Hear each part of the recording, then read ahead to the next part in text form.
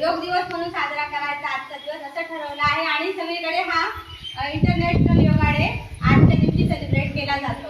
तर याचा उद्दिष्ट असं आहे की योग म्हणजे जे शास्त्र आहे, प्राचीन शास्त्र आहे, हे आपल्या जीवनासाठी, मनासाठी, शरीरासाठी, तसंच आपल्या सामाजिक जे आपलं रचना आहे त्या सर्वांसाठी अतिशय उपयुक्त असं शास्त्र आहे आणि याचा प्रचार व्हावा। सध्या जगाची जी परिस्थिती आहे, आपण त्याला कलियुग म्हणतो, अशा परिस्थितीमध्ये योग हे अत्यंत उपयोगी आहे आणि त्याचा प्रचार आणि प्रसार व्हावा म्हणून आजचा दिवस हा फक्त प्रातिनिधिक स्वरूपात योग दिवस म्हणून साजरा केला जातो। पण अपेक्षित आहे की आपण वर्षभर या योग प्रक्रियांचा अवलंबन करावे। योग म्हणजे जोडणे किंवा समीप राहणे, ईश्वराशी जोडून घेणे या उद्देशाने योगशास्त्र विकसित झालेले आहे। योगशास्त्राच्या अनेक ग्रंथ उपलब्ध आहेत, त्यामध्ये पातंजली योगशास्त्र किंवा योगदर्शन हे सर्व मान्य आहे आणि यामध्ये आपल्याला योगशास्त्राचा खूप म्हणजे एकदम सखोल अभ्यास करायला मिळतो। तर याशिवाय पण भगवद्गीता, ज्ञानेश्वरी, नारद संहिता, संहिता यासारख्या अनेक प्राचीन ग्रंथांमध्ये योगाचा गौरव केलेला आहे आणि योगासनांचे वेगवेगळे प्रकार सांगितलेले आहेत। उत्तरोत्तर योगासनांमध्ये किंवा योगामध्ये खूप वृद्धी झाली आहे। योग म्हणजे योगासन असं नाही, योगाचे 8 अंग आहेत। तुम्हाला माहित असेल दर्शनशास्त्रामध्ये, योग दर्शनामध्ये योगाचे 8 विभाग सांगितलेले आहे। यम, नियम, आसन, प्राणायाम, प्रत्याहार, धारणा, ध्यान आणि समाधी असे योगाचे 8 अंग आहेत। हे सर्व अंग आपल्या आयुष्यात अतिशय उपयोगी आहेत। यम नियम म्हणजे वैयक्तिक स्वतःसाठीचे काही आचार जे आहे, आचरणासाठी किंवा विचारासाठी जे नियम आहेत ते यम नियम हे यामध्ये आहेत। नियम म्हणजे सामाजिक रचनेमध्ये जे सर्वांच्या भल्यासाठी जे नियम आहेत त्याला नियम म्हणतात। यम आणि नियम झाले। त्यानंतर आहे आसन, जे आपण करतो शारीरिक आणि मानसिक आरोग्यासाठी आहे।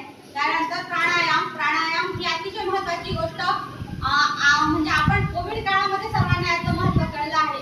श्वसन संबंधात आपले जेही आजार आहेत किंवा मानसिक आजार जे आहेत त्यासाठी प्राणायाम ही अतिशय उपयुक्त गोष्ट आहे। त्यानंतर प्रत्याहार, प्रत्याहार म्हणजे कोणत्याही गोष्टीचा संग्रह न करणे, त्याग करणे। त्यानंतर धारणा, ध्यान, समाधी या तिन्ही गोष्टी एकाग्रतेसाठी उपयुक्त आहेत। प्रत्येक माणसाने, योग म्हणजे कोणी ऋषी मुनींनी करायचे किंवा कुठल्या डॉक्टरने किंवा कुठल्या ठराविक लोकांनी करायचे अशी प्रक्रिया नाही। अगदी 10 वर्षाच्या मुलापासून 5-6 वर्षाच्या मुलापासून तर म्हाताऱ्या माणसापर्यंत सर्वांनी करायची ही प्रक्रिया आहे। योग म्हणजे एक जीवनशैली आहे जी आपण आपल्या आचरणात, आपल्या आयुष्यात नियमित आणली पाहिजे। तर आता तुम्ही बरेच आसनं करून झाले असं सरांनी सांगितलं आहे। तर त्याप्रमाणे मी तुम्हाला नाव सांगते, ते आसनं 2-3 आसनं मला करून दाखवा, मग त्यानंतर आपण आपला कार्यक्रम संपला असं जाहीर करू शकतो। तुम्ही ओंकार म्हटलं असेल ना, आता सुरुवातीला म्हटले का योगासन सुरू करताना? अच्छा ठीक आहे, चला त्रिवार ओंकार म्हणा सर्वांनी। ओंकार के प्रारंभी डोळे बंद, दीर्घ श्वास घेऊन नंतर ओंकार करायचा आहे। ओंकार सुरू करूया।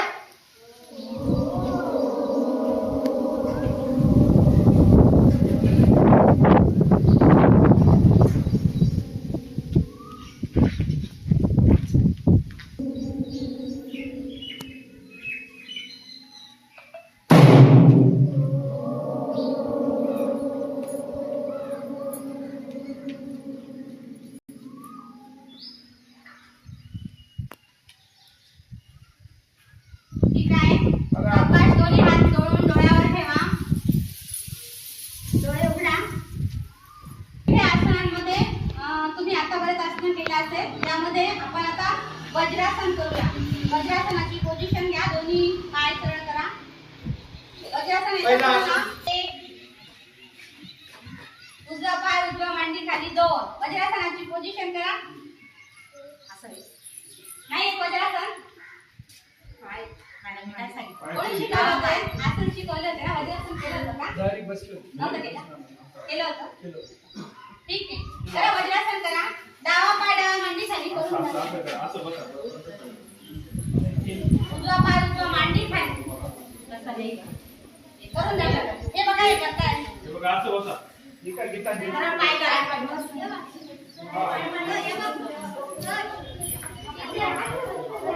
मांडी खाली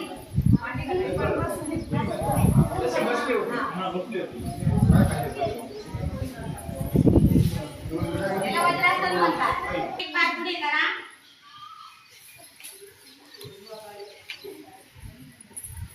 वज्रासन. जमलं? पद्मासन करा आता. आता बसले होते पद्मासनात तसं. डावा पाय उजव्या मांडीवर, उजवा पाय डाव्या मांडीवर. आता पद्मासन. किती जणांना जमतंय? Very good. बाकीचे म्हातारे झाले का? काय रे मुलांना?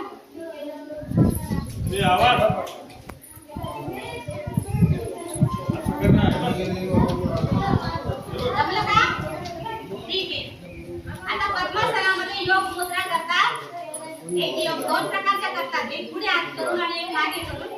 तुम्ही पद्मासन केलंय आता एक योग मुद्रा करा. असे धरून पाठीमागे करायचे आणि पुढे कमरेत खाली वाकून डोकं जमिनीला लावायचं.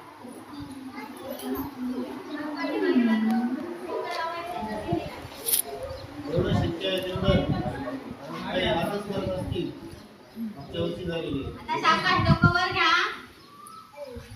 सरळ